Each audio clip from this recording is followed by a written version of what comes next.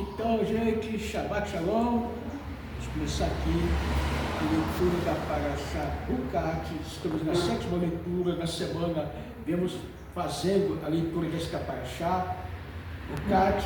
Hoje é Shabbat, no ano de 9 de Tammuz, no ano de 5.785. Estamos no dia 5 de julho e vamos fazer essa leitura aqui, a qual vamos ler sobre a Batalha de Sihon. O que aconteceu para que essa batalha, como se seguiu essa batalha? Então vamos aqui, dentro dos relatos desta Parashá, falar como se seguiu. No começo dessa Parashá, essa semana, nós vemos Hukat, estatutos. Ele vem falando acerca da vaca vermelha, o estatuto supra-racional, ao qual nós sabemos que foi revelado a Moshe todo o conteúdo e pormenores desse estatuto, mas rei Salomão, com toda a sua força, sabedoria, conseguiu captar a profundo a mensagem do que seria esse estatuto. Ele não conseguiu entender de profundo, mas esse estatuto foi dado porque o homem que estava puro, ele ia fazer o serviço, ele se tornava impuro, e o impuro se tornava puro. Então nós sabemos que foi dado no Monte Sinai a Torá, e o povo judeu teve um contrato de casamento, ao qual eles falaram, nascer beníssima. Nascer beníssima quer dizer, faremos e ouviremos. Então, o povo já assinou o contrato com a Hashem. Muitas mitzvot, elas são eduot, testemunhas, muitas são mispat, que são leis referentes racionais, leis que são entre o homem e o homem e Deus, mas são leis racionais também. Mas essa lei da vaca vermelha, ela é uma coisa assim, muito profunda, de difícil entendimento, tem algumas coisas que se relatam sobre ela, mas vamos continuar aqui, porque durante a semana lemos ela, e quem quiser saber pode procurar nos vídeos que foram feitos essa semana, porque gerou esse assunto dessa Parashá. Depois também veio a morte de Miriam, o poço, a fonte se secou, houve uma grande luta, uma grande contenda, e ali Hashem falou que Moshe e Arão não iam entrar na terra. Depois, passado alguns tempos, veio também a morte de Arão, veio a morte de Arão, as nuvens de glórias, elas se foram, mas ficou a nuvem de proteção do povo de Israel.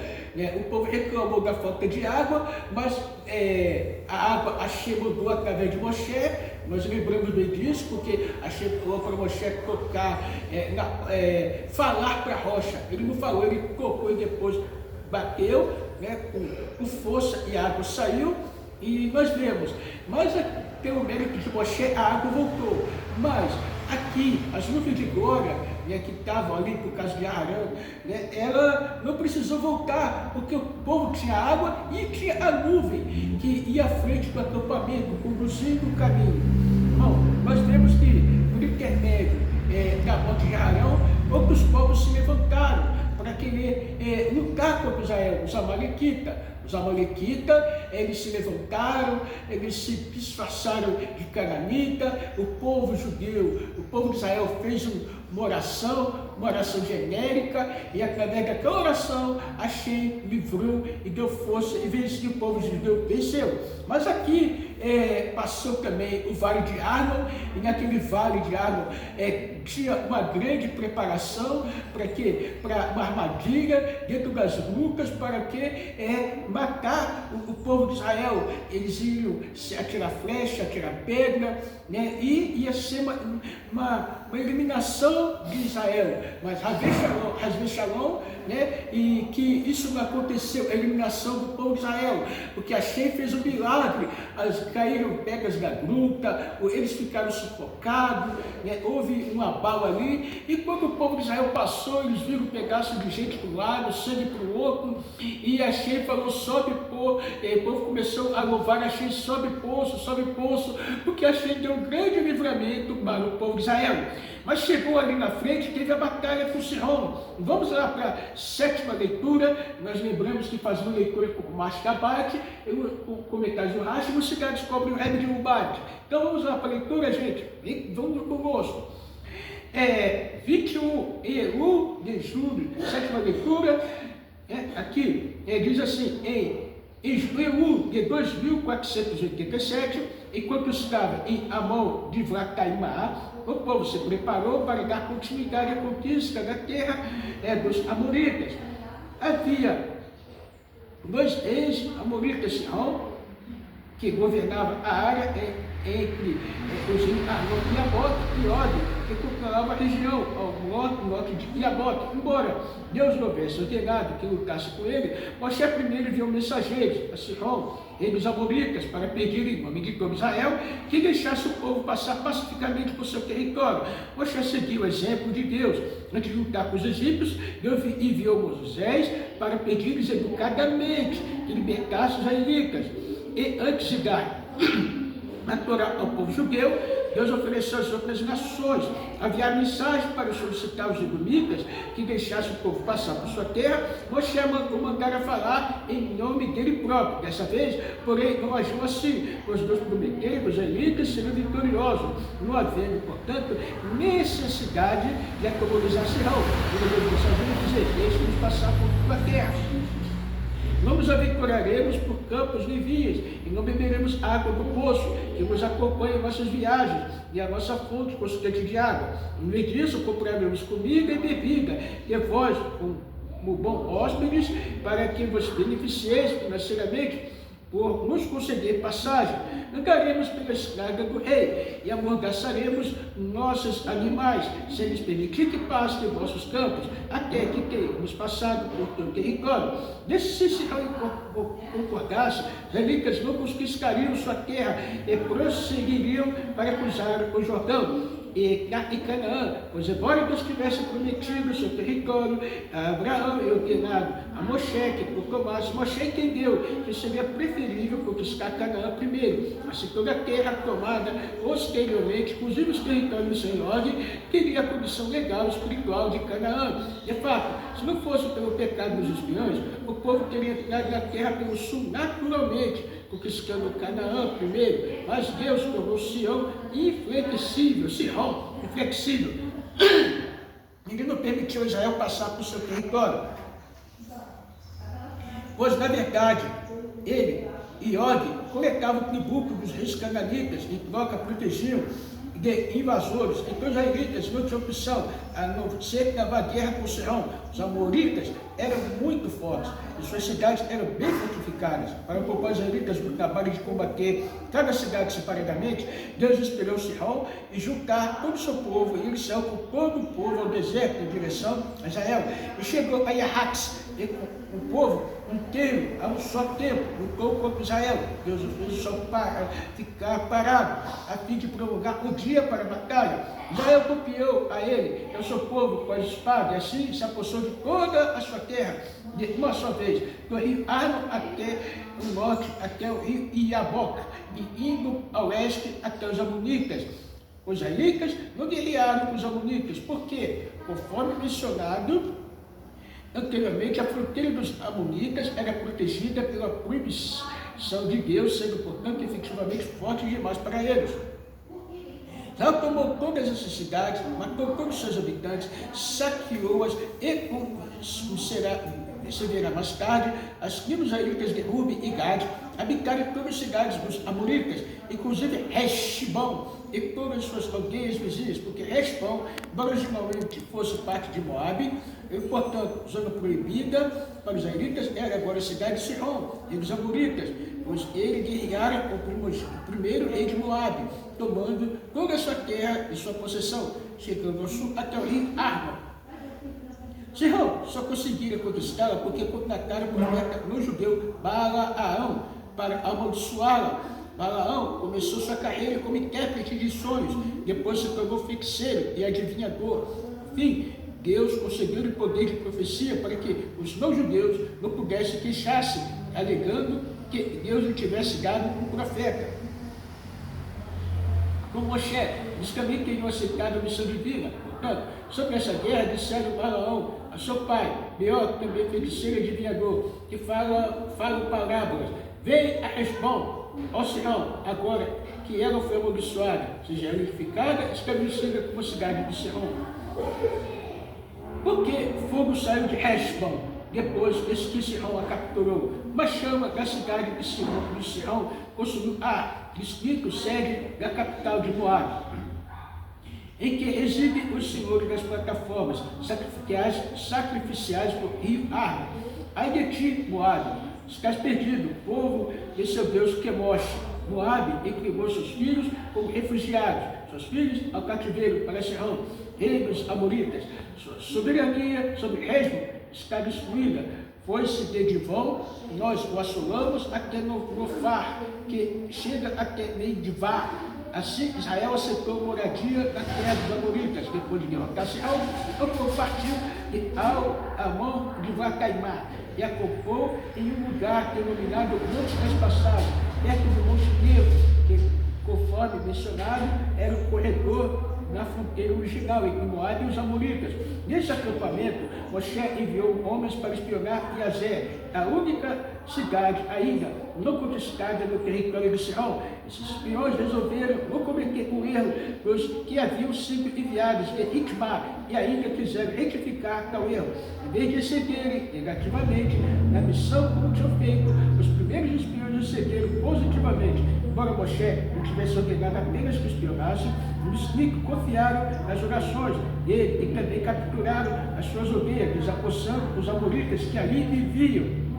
A batalha com Og, em 23 de Tisri de 2488, após as vésperas, as tropas israelitas viraram e seguiram para o norte, pelo antigo território de Sihão, direção a Maché, região ao norte do Iabok, que vai até o Monte Hermon. Og, rei gigante de Bashan, saiu ao seu encontro, como seu povo, para travar guerra em meio. Moshe temeu guerrear com Og, porque pensou que ele pudesse ser protegido pelo mérito de ter ajudado Abraão. Eu disse a Moshe: não temas, pois teu mérito é suficiente para contrabalancear o dele. Assim, entreguei a ele, a todo o seu povo, e a sua terra e sua mão. Tu nos farás como fizeste a Sihão, rei dos Amoritas, que residia em Hesbom. Og suspendeu um monte tão vasto quanto todo o campamento dos israelitas, com a intenção de derrubá-lo sobre eles, por pretender matar o povo de Deus inteiro. Ele perdeu todo o mérito que tinha pedido ao ajudar Abraão. Portanto, Moshe já não precisava que seu próprio mérito contrabalançasse o de Og, e o abordou como emissários dos israelitas, cumprindo a obrigação coletiva do povo de defender-se. Moshe copiou Og como se segue. Deus mandou formigas para fazer um buraco no monte.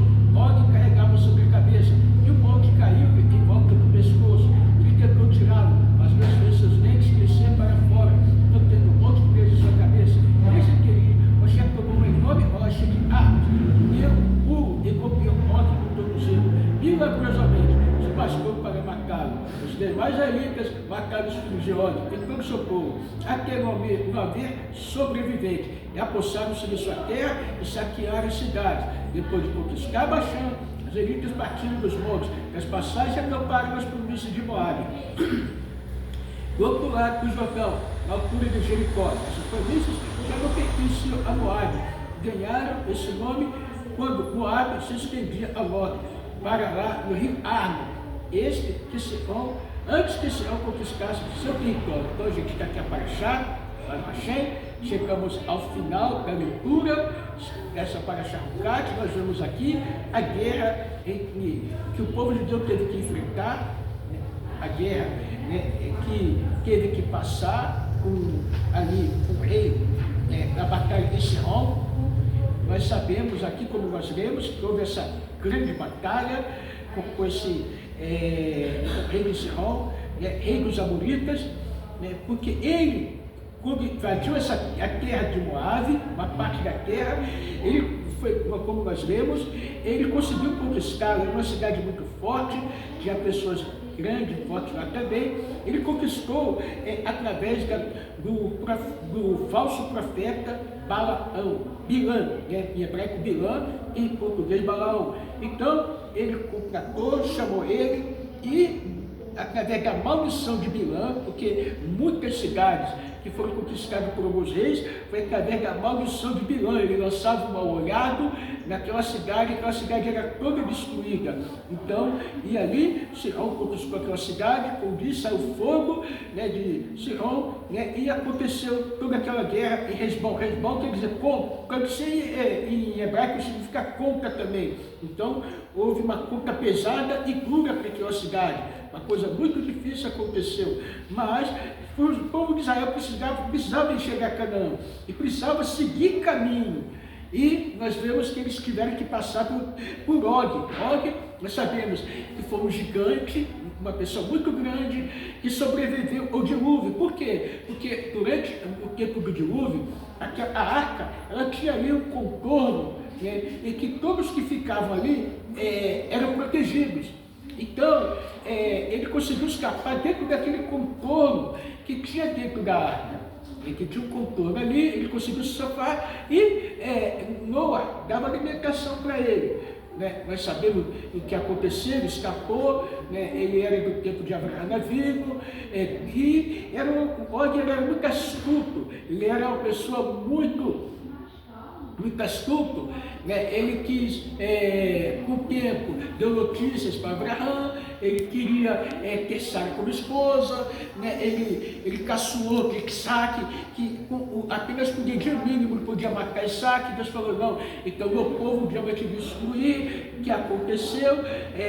Aconteceu mesmo, porque chegou nesse momento aqui em que eles tiveram que passar pela terra de Og, e Og se levantou com fúria contra o povo judeu, né? Se levantou com fúria, queria matar todo o povo judeu. Ele perdeu o seu mérito, alguns méritos que ele tinha, e já, como ele pegou aquela montanha, como nós lemos, a montanha veio sobre ele, os dentes cresceram naquele momento, e Hashem foi aquele que fez com que Moshe desse uma pancada no tornozelo tão forte que ali Og veio a perecer. Os demais do povo, o povo de Israel, o povo israelita deu conta deles. Então nós vemos aqui, gente, que não adianta se levantar contra o povo judeu, que não adianta amaldiçoar o povo judeu, que não adianta ter ódio contra o povo judeu, porque quem odeia o povo judeu, odeia Hashem. Quem quer matar o povo judeu, quem quer matar Hashem. Quem quer matar os israelitas, quer matar Hashem. Né? E contra Hashem ninguém mata, contra Hashem ninguém peleja, contra Hashem ninguém tem êxito.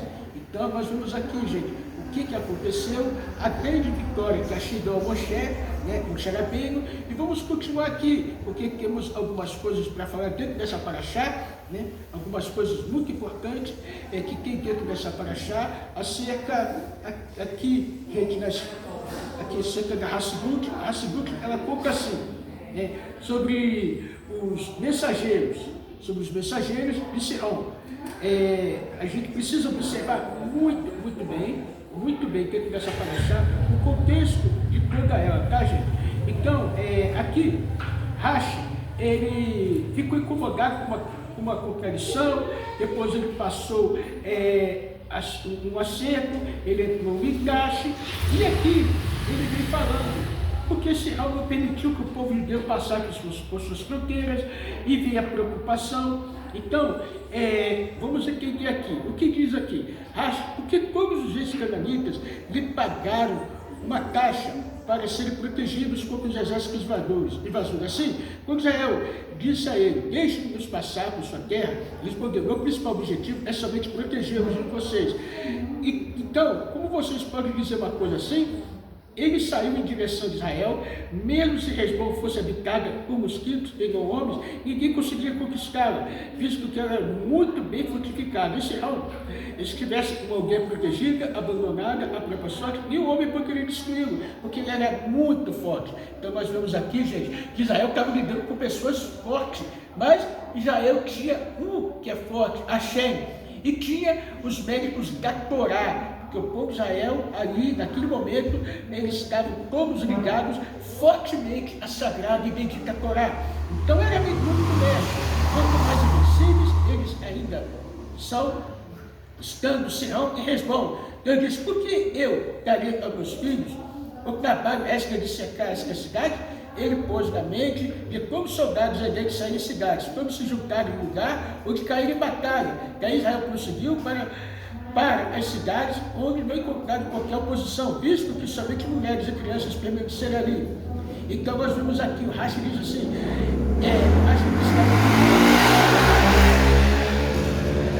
porque Sihon saiu para atacar o povo judeu, pois sendo Hesbom tão bem fortificado, e Sihon guerreiro tão grande, ele não tinha por que temer o povo judeu. Assim Rashi explicou que Deus pôs na mente de cada soldado a ideia de sair da cidade. E aí, gente, a cidade ficou livre. O que esta nós queremos ensinar? Rashi explica que o uso perguntado de Moshe e Israel nos mostra que Moshe é Israel é Moshe. O líder da geração é para uma geração inteira, pois o líder é tudo. Então nós vemos aqui dentro desta paraxá, dentro desse estudo, o que nós estamos fazendo? Dentro desse estudo, o que nós estamos fazendo? Nós estamos aqui nesta paraxá, nesta nuance da paraxá. Moshe tomou a frente da guerra. Moshe era como Israel, Israel como Moshe. Então, gente, porque o líder, ele representa todo o povo. E vamos entender aqui, dentro da finalização desta paraxá. Na finalização desta paraxá, o fim de Og. Gente, o que levou Rashi a concluir que no livro literal, Moshe matou Og sozinho. A Torá indica que, ao contrário, o povo judeu matou Og coletivamente, com o versículo que se declara, e eles o abateram. Gente, tem muitas explicações, vários comentaristas, né? Mas a gente vai passar o relato final daqui, baseado numa serrada, tá? Rashi e o Talmud. Um problema com a explicação assim é que ela não explica por completo o uso do plural, por isso que sim, eles o abateram, bem, como seus filhos e todo lugar do seu povo. Certamente não foram eles quem abateram Og, mas Moshe sozinho. A primeira vez que podemos argumentar que Torá simplesmente usou uma frase abreviada, ao invés de escrever Moshe, o povo judeu o abateram aos seus filhos e a todo o seu povo. E a Torá apenas declara, eles o abateram, bem como seus filhos e a todo o seu povo, sem dar detalhes sobre quem exatamente matou, quem, entretanto, esta interpretação é difícil de ser aceita, pois enquanto a vitória sobre os filhos de Og, na sua nação ocorreu pelo mérito do povo judeu, Deus enfatizou que a eliminação do próprio Og seria especificamente pelo mérito especial de Moshe.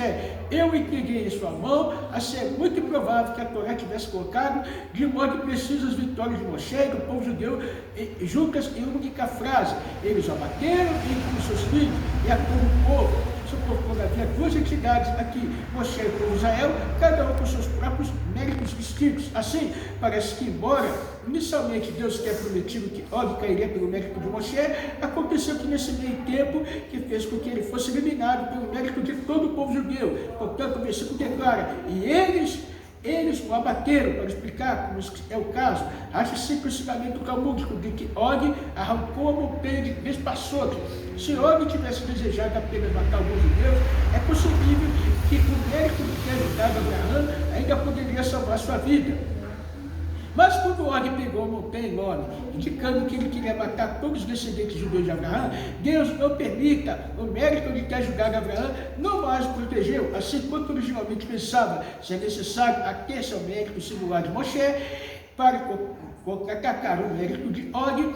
Deus enfatizou, Moshe eu entreguei em sua mão, mas quando Og negligenciou seu mérito, tentando matar todos os judeus, o mérito do povo judeu em geral provou ser suficiente para eliminá-lo. Portanto, a Torá ressalta que eles o abateram. porque não mais era necessário ater-se ao mérito único de Moshe, previsto em Og, visto que o merecimento de todo o povo judeu era suficiente, mesmo tendo sido Moshe quem, de fato, abateu pelo bem de todos. Baseado na Serra de Sirot, 28, volume 8, página 138. Então nós vemos aqui, gente, o mérito do povo também conseguiu abater ali Og.